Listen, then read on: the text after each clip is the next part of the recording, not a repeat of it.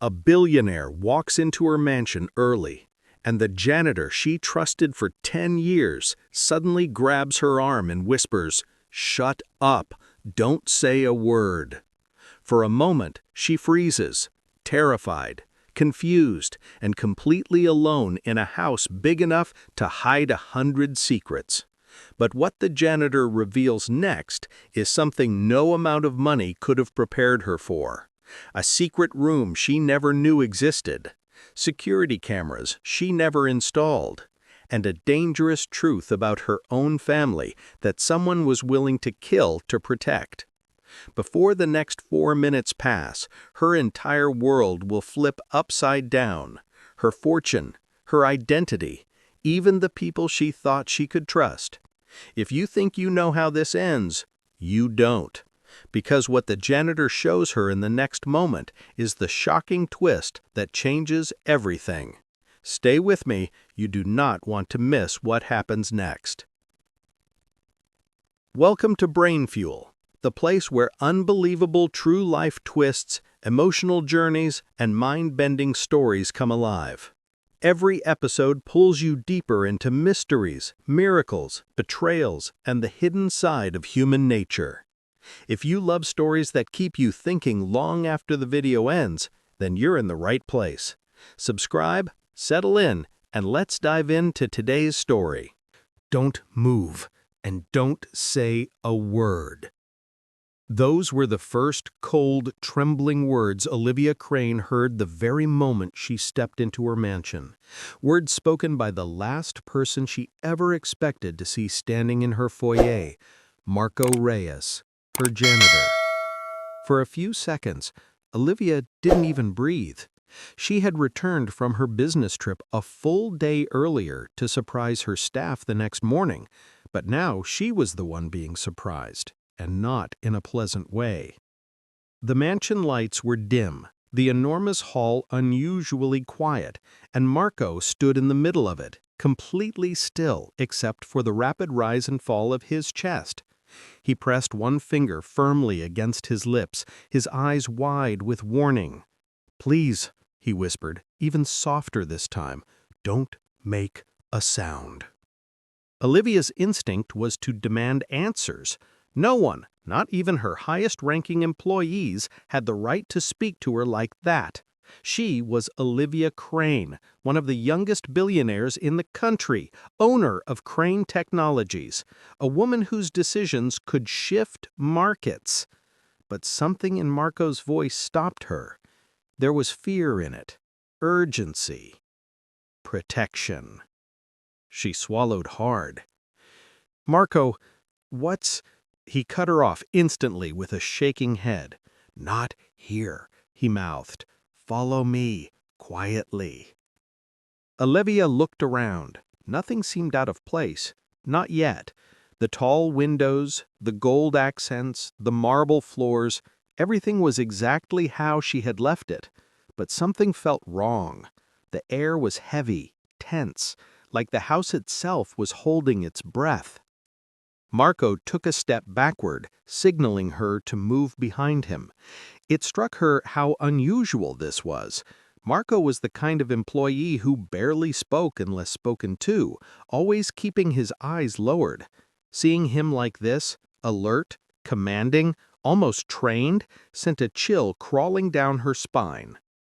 As they moved silently through the hallway, Olivia whispered, "Marco, why are you even here? You're supposed to be at the office." Marco paused, just for a moment, before turning his head slightly. His voice dropped low. "I wasn't here to clean." Olivia frowned. "Then what were you—" He said quietly, "Watching your house, protecting it." Olivia stopped walking. "Protecting it? From what?" Marco didn't answer. He simply raised his hand, motioning her to stay close as they approached the living room. The lights were off except for one faint lamp by the corner, making the shadows stretch long across the glass table. Olivia's heartbeat quickened. She wasn't used to being unsure. She wasn't used to being scared in her own home. She built her empire by staying in control. Always. But tonight, control was slipping through her fingers. "Marco," she whispered, almost begging for clarity. "What is happening?" Marco turned, and for the first time she noticed how different he looked. His posture was straighter, his eyes sharper. There was no trace of the quiet janitor who mopped floors after midnight. Instead, he seemed like someone who had done this, whatever this was, many times before. "I'll explain, but not now, not until we're safe." Safe? The word hit her like a punch. What danger? In her own mansion? With her own security system? Olivia felt her hands tremble. Marco gently took her wrist and guided her behind a marble pillar. His touch wasn't forceful, but steady, reassuring. For the first time, she realized he wasn't trying to scare her. He was trying to shield her. "Listen carefully," he whispered. "Do not speak. Do not move unless I tell you. Someone is inside." Olivia's breath caught in her throat. She opened her mouth to protest, to say it was impossible, that her security system would have gone off, but then she heard it. A sound. Small, but unmistakable. The faint creak of a floorboard from upstairs. Her stomach twisted. Marco's eyes were fixed upward, his muscles tensed. "They think you're gone until tomorrow," he murmured. "I didn't expect you back tonight either." I shouldn't be here?" she whispered shakily. "You should be anywhere but here.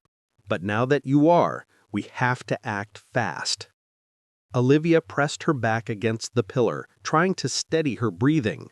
At that moment, her phone buzzed inside her purse. She panicked and fumbled to silence it, but Marco quickly reached over and covered her hand. "No," he whispered sharply, "don't answer that." "I don't understand," she whispered back. "Marco, how do you even know what's happening? How did you get inside my house? Why were you watching it?" Marco looked away for a second, as if debating whether to tell her. Finally he said, "Because someone has been watching you for weeks." Olivia froze. Marco continued, voice low and controlled. "I didn't mean to get involved, but I saw things at the office. Strange logs, suspicious files, a camera that wasn't part of your official security system." Olivia's pulse hammered in her ears. "A camera? Where?"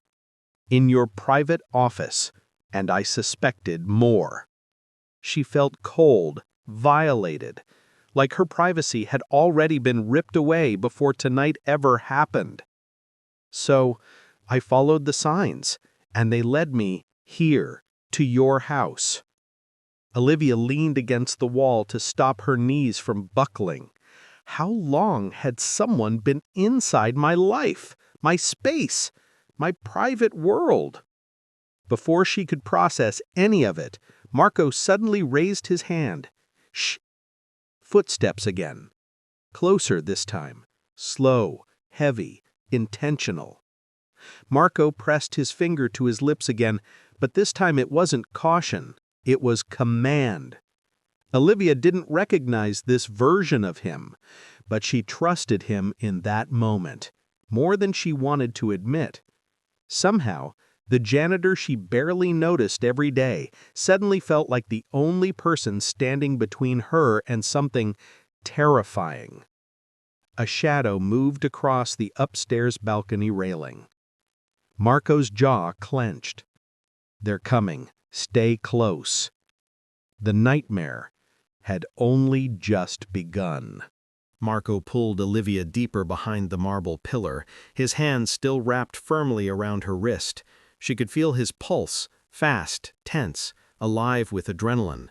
The footsteps upstairs grew louder, more controlled, almost rhythmic. Whoever was up there wasn't panicking. They weren't rushing. They were moving with purpose and confidence. That terrified her even more. "Marco," she whispered, her voice barely audible, "you need to tell me what's happening. I deserve to know." Marco inhaled slowly, turning his head just enough to glance at her.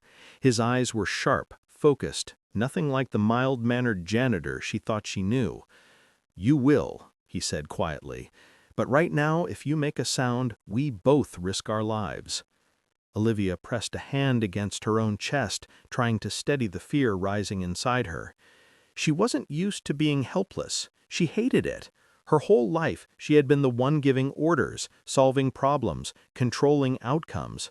But suddenly, in her own home, she felt like a stranger, a vulnerable target. "What do they want?" she whispered. Marco didn't answer right away. He lifted his chin slightly, listening, tracking the intruder's movements with uncanny precision. Then he leaned closer. "Your security chief," he murmured. Olivia's eyes widened. "What? That makes no sense. He's loyal. He's been with me for years." Marco shook his head. "Not loyal. Not anymore. He's been planning this for months." She felt a wave of disbelief crash over her. "No, you're wrong. You must be mistaken." Marco's voice hardened. "I'm not." The footsteps upstairs stopped. A gentle click echoed through the mansion, the unmistakable sound of a safe keypad being tampered with. Olivia's blood ran cold.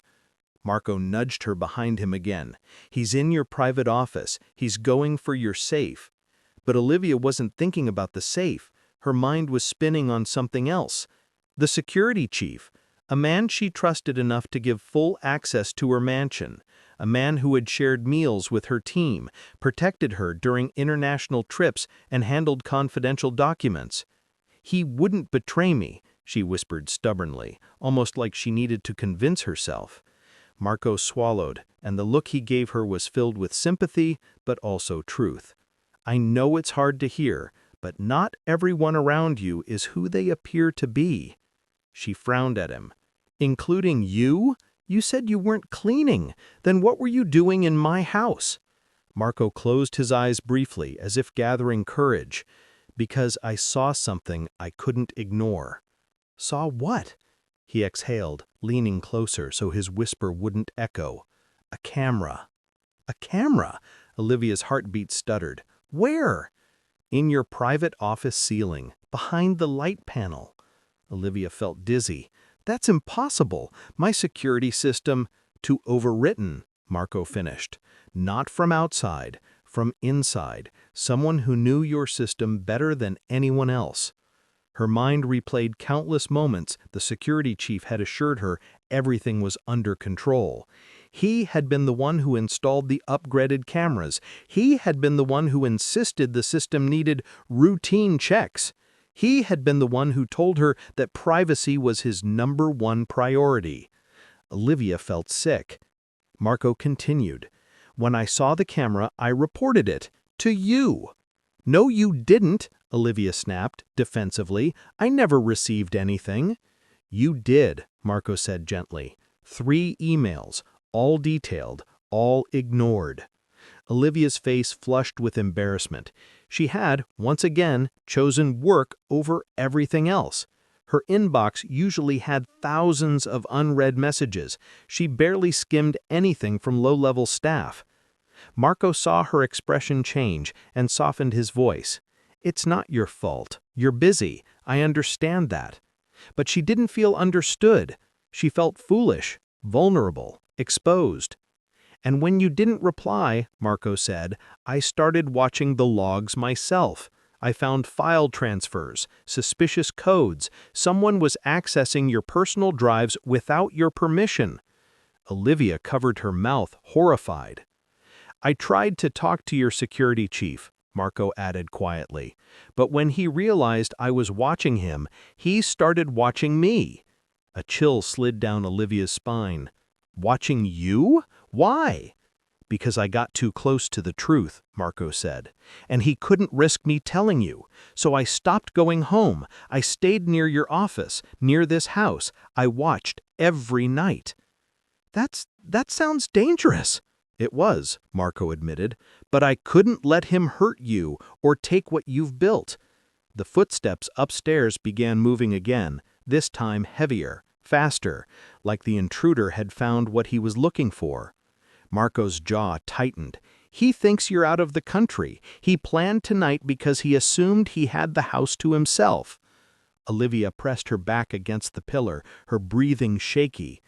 "Marco, how do you know all this? You're a janitor." Marco hesitated. For the first time since she arrived, he looked unsure, like revealing the truth was harder than risking his life. "I wasn't always a janitor," he whispered.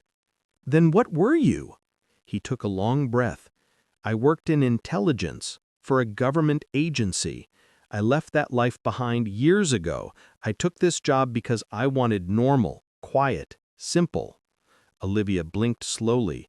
"Intelligence, like—" "Yes," he interrupted, "exactly like that." Her heart was pounding so hard it hurt. Everything about Marco suddenly made sense. The way he moved, the way he listened, the way fear didn't break him. "But why stay in a job like mine?" she whispered. He sighed. "Because sometimes peace is better than power, and cleaning floors is easier than cleaning blood off your hands." Olivia didn't know what to say. Marco peeked around the column, assessing the intruder's position. "He's coming downstairs." Olivia's breath hitched. "We need to leave, now!" "No," Marco said sharply, "we can't run. If we run, he'll hear us. If he hears us, he'll attack. We stay low, we stay quiet, we stay smart." Olivia felt her legs shaking. She clutched Marco's sleeve to steady herself. "Marco, you're helping me, but you don't owe me anything." Marco turned to her, eyes steady. "Because I know what it's like to be targeted, and I won't let it happen again, not on my watch." The intruder's shadow appeared at the top of the staircase. Marco leaned into her ear one last time. "This is your house, your life, and he came to steal everything, but I won't let him." The shadow moved. A foot stepped down. The security chief froze the moment his eyes landed on them. His hand, still gloved, hovered near the safe keys he had pried loose. For a moment, his expression was unreadable. Shock, then rage, then something even darker. Olivia felt a shiver run through her spine. She had never seen this man look at her like that. This wasn't the loyal employee she had trusted for years. This was a predator caught in the act. Marco stepped forward, shielding her with his body. Even though he said nothing, the message was clear. "You'll have to go through me first." The chief's gaze darted between them. "You weren't supposed to be here," he hissed, voice low and trembling with frustration. "Your flight wasn't due until tomorrow." Olivia stepped out a little from behind Marco, refusing to hide. "Why are you in my safe?" she demanded. "Explain yourself." But instead of answering, the chief moved, and he moved fast.